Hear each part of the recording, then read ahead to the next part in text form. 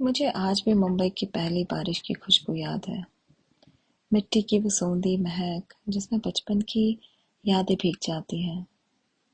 हर साल जब मानसून के बादल छाते हैं तो मैं अपने बचपन में लौट जाती हूँ, जहाँ हर कोने में कोई कहानी, कोई राज छुपा होता था। ऐसी ही एक बरसाती दोपहर थी जब कई सालों बाद मैं अपने पुराने घर के अटेक में थी। मम्मी पुणे शिफ्ट हो रही थी। उनकी पैकिंग में मदद करने के लिए मैं भी घर गई थी। अब घर पहले जितना बड़ा नहीं लगता, लेकिन यादें बहुत बड़ी हैं वहाँ। हर दीवार पर, हर दरवाजे पर, पुरानी तस्वीरों और स्कूल की ट्रॉफियों के बीच मेरे हाथ मेरा पुराना ट्रेजर बॉक्स लग गया। लोहे का संदूक। अब जंग लग गई थी उसमें, लेकिन अंदर कुछ बहुत खास था।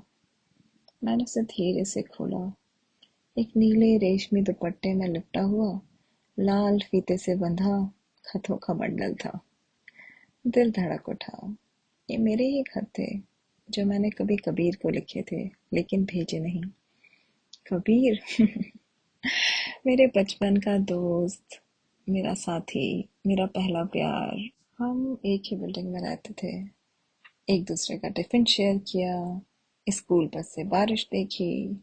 लेकिन जब हम 16 साल के थे, कबीर के पापा का ट्रांसफर दिल्ली हो गया और वो अचानक चला गया। मैंने उसे कभी अपने दिल की बात बताई ही नहीं, बस ये खत लिखती रही। फिर मैंने एक खत खोला और पढ़ना शुरू किया। प्रिय कबीर, आज तुमने मुझे अपनी छतरी में जगह दी। लगता है बारिश भी हमें साथ देखना चाहती है। काश तुम कभी जाओ ही नहीं। मैं मुस्कुरा दी। बचपन की मासूमियत साथ की।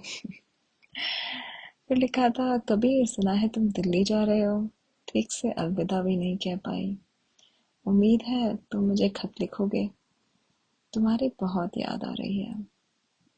अगला खत अधूरा था, शायद फैली हुई थी। शायद मैं लिखते वक्त रो पड़ी होंगी। फिर माँ वहां आई। उन्होंने मुझे खतों के बीच में देखा, उलझा हुआ। मेरी आंखें थोड़ी नम भी थी। माँ मेरे पास आके बैठी और बहुत प्यार से मुझे कहा, अब भी कबीर के बारे में सोच रही हो? मैंने सर हिलाया। फिर मैं बोली, मम्मी कह ही नहीं पाई उसे। डर था कि हमारी दोस्ती टूट जाएगी। मम्मी मुस्कुराई, थोड़ी उदासी के साथ, और बोली, कई बार हम सबसे जरूरी बात कह ही नहीं पाते, लेकिन प्यार अपना रास्ता खुद ही ढूंढ लेता है। बेटा, एक बार कोशिश तो करो। उनकी बातों की गूंज देर तक मेरे दिल में रही।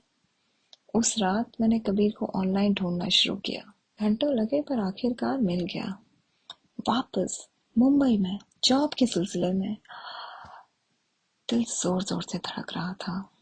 मैंने एक मैसेज टाइप किया, साथ में खतों की एक तस्वीर भी भेजी। हाय कबीर, आज कुछ ऐसा मिला जो शायद हम दोनों का है। याद है तुम्हें वो मानसून? कुछ देर सोचा, फिर भेज दिया। एक हफ्ता बीत गया। हर घंटे मैं अपना मोबाइल चेक करती रही।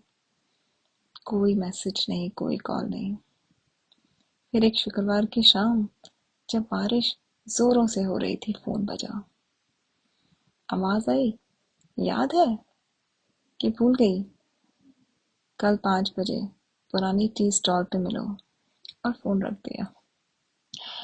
अगले दिन मैं समंदर के किनारे उस छोटे से टी स्टॉल के नीचे खड़ी थी, जहाँ हम बचपन में जाया करते थे। हवा में चाय और गीली मिट्टी की खुशबू थी। दिल तेज धड़क रहा था। वो आया, कबीर। अब थोड़ा लंबा, थोड़ा मैच्योर, लेकिन वही मुस्कान। हाथ में छतरी थी जैसे पहले हुआ करती थी। हम दोनों साथ बैठे। शुरुआत में थोड़ी झिझक थी, फिर चाय की गर्मी और बारिश की आवाज में बातें खुलने लगी। मैंने तुम्हारे लिए खत लिखे थे, मैंने कहा। कभी भेज नहीं पाई, लेकिन लिखे जरूर। कभी ने मेरी तरफ देखा, उसकी आंखों में अपनापन था। उसने अपने वॉलेट से एक पुराना लिफाफा निकाला। मैंने भी लिखा था, बस एक, उसने मुस्कुरा कर कहा। सालों से अपने साथ रखता हूँ। उसने लिफाफा मुझे दिया। उस पर लिखा था, आन्या के लिए, जिसने मानसून को भी खूबसूरत बना दिया। मैंने कांपते हाथों से खोला। प्रिय आन्या। मैंने भी ठीक से कभी अलविदा नहीं कहा, डरता था। लेकिन हर बारिश में तुम्हारी याद आती है। सोचता हूँ, क्या तुम भी मुझे याद करती हो? प्यार, कबीर। मेरी आंखें भर आईं। सालों की दूरी, चुप्पी, सब मिट गई। हम चुप बैठे रहे, बारिश बोलती रही। कुछ देर बाद कबीर मुस्कुराया। चलो टहलते हैं। हम बारिश में भीगे रास्तों में साथ चले, बातें की, हंसे और एक नए सफर का वादा किया, इस बार बिना कुछ अधूरा छोड़े। कभी कभी प्यार हमारे दिल के किसी कोने में चुपचाप इंतजार करता रहता है, अनकहे शब्दों में, अनकहे खतों में।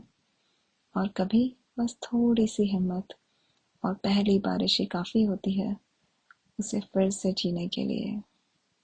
अगर आपको ये कहानी अच्छी लगी हो तो लाइक, सब्सक्राइब और शेयर ज़रूर कीजिए। और अगर आप किसी खास थीम पे स्टोरी सुनना चाहते हो तो मुझे ज़रूर बताइए। मैं पूरी कोशिश करूँगी उस थीम पे स्टोरी लिखने की।